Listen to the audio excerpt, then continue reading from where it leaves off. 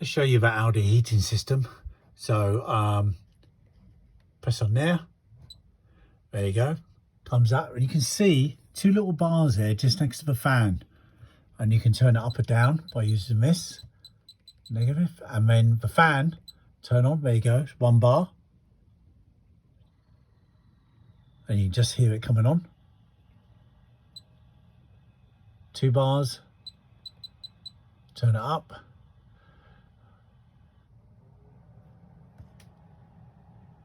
And you can hear that fan working.